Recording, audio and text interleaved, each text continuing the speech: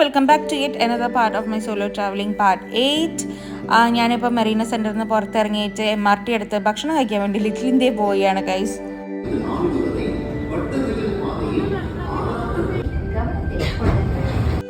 അതെ, നിങ്ങൾ കേട്ടത് തമിഴ് തന്നെയാണ്. സിംഗപ്പൂരിലെ മെട്രോയിൽ ഇംഗ്ലീഷ് ഉണ്ട്, പിന്നെ മലയാണെന്ന് തോന്നുന്നു, എനിക്ക് ഡൗട്ടുണ്ട്. പിന്നെ അതുപോലെയുള്ള ഒരു ലാംഗ്വേജാണ് തമിഴ്.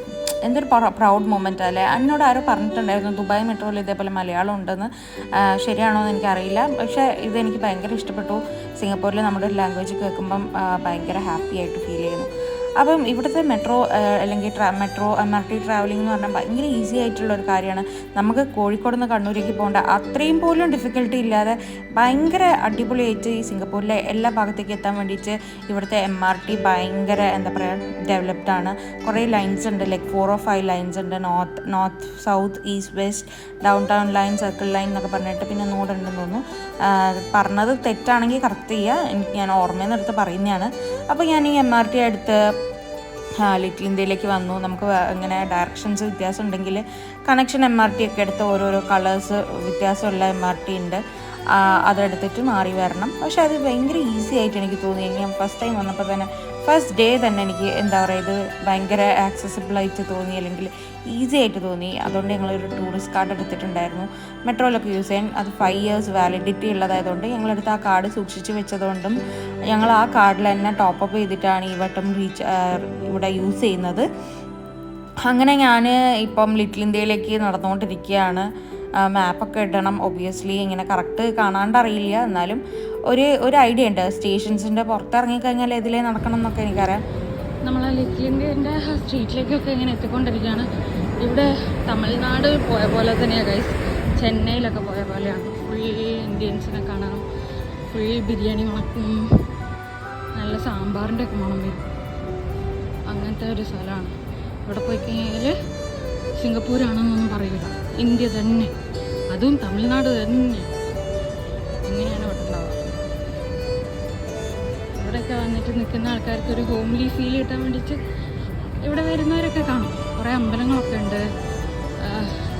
നമ്മുടെ സ്റ്റൈൽ റെസ്റ്റോറൻറ്റ്സാണ് ഫുള്ള്. കേരള, തമിഴ്നാട്, നോർത്ത് ഇന്ത്യൻ എല്ലാ റെസ്റ്റോറൻറ്റ്സും ഉണ്ട്.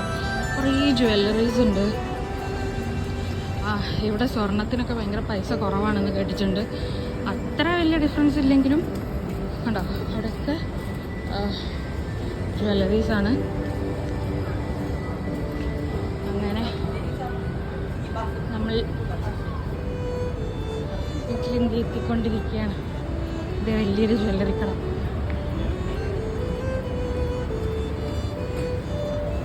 ഇവിടെ അല്ലാത്തവരും ഉണ്ട് കേട്ടോ, ബാക്കി എല്ലാ നാഷണാലിറ്റീസും ഉണ്ട്.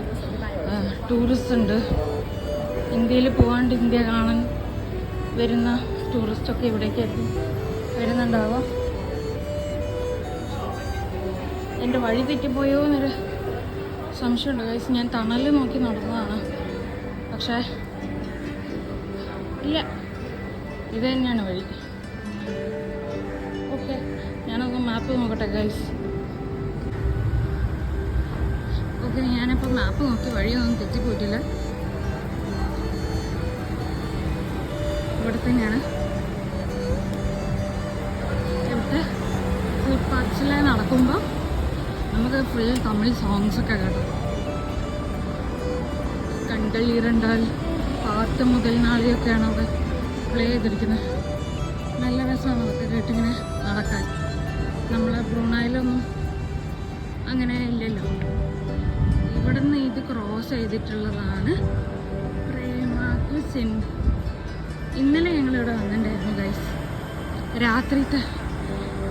രാത്രി ഇവിടെ നിന്ന് കഴിക്കാൻ വന്നതായിരുന്നു, പക്ഷേ അൺഫോർച്ചുനേറ്റ്ലി ഇത് ക്ലോസ്ഡ് ആയിരുന്നു. സോ നമുക്ക് കഴിക്കാൻ പറ്റിയില്ല. ഞാനൊരു 10 minutes നടന്നു കാണും കേട്ടോ MRT സ്റ്റേഷനിൽ നിന്ന് ഇവിടെ വരെ. ഇതൊരു വലിയ റെസ്റ്റോറൻ്റ് ഒന്നുമല്ല, ഇതൊരു കുഞ്ഞു കടയാണ്. പക്ഷേ ഹൈജീനിക് ആണ്, നീറ്റ് ആൻഡ് ക്ലീൻ ആണ്, എയർ കണ്ടീഷൻഡ് ആണ്, നല്ല ടേബിൾസ് ആൻഡ് ചെയർസ് ആണ്. പക്ഷേ സ്ഥലപരിമിതി ഉള്ളതുകൊണ്ട് ടേബിൾസൊക്കെ കുറച്ച് എടുത്തെടുത്താണ്, അത്ര സ്പേഷ്യസ് ഒന്നുമല്ല. ഞാനിതിൻ്റെ അകത്ത് കയറിയിട്ട് കാഷ്യറിലിരിക്കുന്ന മലയാളി ചേട്ടൻ മുപ്പര് തന്നെയാണെന്ന് തോന്നുന്നു ഓണർ. ചോദിച്ചു സ്ഥലം ഉണ്ടോയെന്ന്, കാരണം ഇവിടെ എപ്പോഴും ആൾക്കാരൊക്കെയാണ്. പക്ഷേ ഇന്ന് വീക്ക് ഡേ ആയതുകൊണ്ട് 1, 2, 3 ഫാമിലീസൊക്കെ ഉണ്ടായിട്ടുള്ളൂ ഇതിൻ്റെ അകത്ത്. ഞങ്ങൾക്ക് അച്ചാറ് പൊതിഞ്ഞായിട്ട് തന്ന ചേട്ടനാട്ടോ കഴിക്കാൻ വന്നപ്പോൾ. അപ്പോൾ നമ്മൾ പ്രേമയിൽ വന്നിട്ട് ബിരിയാണി ഓർഡർ ചെയ്തിട്ടുണ്ട്. നല്ല അടിപൊളി ബിരിയാണിയാണ് കേട്ടോ. എനിക്കത് കാണിച്ചു തരാൻ പറ്റില്ല, ഞാനത് ഇപ്പം കാണിച്ചു തരാൻ പറ്റും. ഇത് കണ്ടോ, ബിരിയാണി നല്ല വീട്ടിലുണ്ടാക്കുന്ന ബിരിയാണി പോലെ ഉണ്ട്. റൈത്ത ഉണ്ട്, അച്ചാറും ഉണ്ട്, പിന്നെ ലൈം ജ്യൂസും. ചൂടാവി പോകുന്നുണ്ട്, ദമ്മൊക്കെ ഇങ്ങനെ വിട്ടിച്ച് വരുന്നേ ഉള്ളൂ. Very nice. So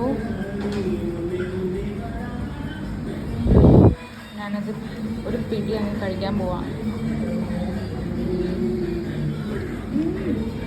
so delicious, ഒന്നും പറയാനില്ല ഗൈസ്. നല്ല അടിപൊളി ബിരിയാണിയാണ്.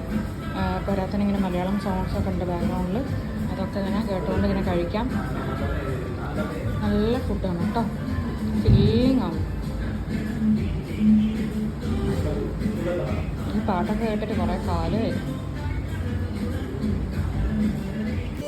അങ്ങനെ ഞാൻ പ്രേമേന്ന് വയറ് നിറച്ച് ബിരിയാണിയൊക്കെ കഴിച്ച് ഫുള്ളാക്കിയിട്ട് എനിക്കിവിടെ ബുഗി സ്ട്രീറ്റിലേക്ക് ഒന്ന് വരണമായിരുന്നു. എനിക്കൊരു ഷോപ്പിംഗ് ഒന്നുമല്ല, ഒരു കാര്യം മാത്രം വാങ്ങാനുണ്ടായിരുന്നു. എൻ്റെ ഷൂസ് എനിക്ക് ഭയങ്കര ഷൂബായിട്ട് തന്നുകൊണ്ടിരിക്കുകയായിരുന്നു.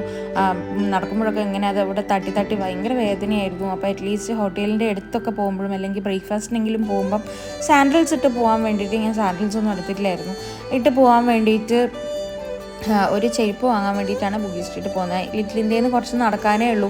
പക്ഷേ വെയിലായതുകൊണ്ട് ഭയങ്കര എക്സോസ്റ്റഡ് ആയതുകൊണ്ട് ഞാൻ MRT എടുത്തു. ഒരു സ്റ്റോപ്പേ ഉള്ളൂ കേട്ടോ വ്യത്യാസം. ഞാൻ എന്നിട്ട് അങ്ങോട്ടേക്ക് പോയിക്കൊണ്ടിരിക്കുക.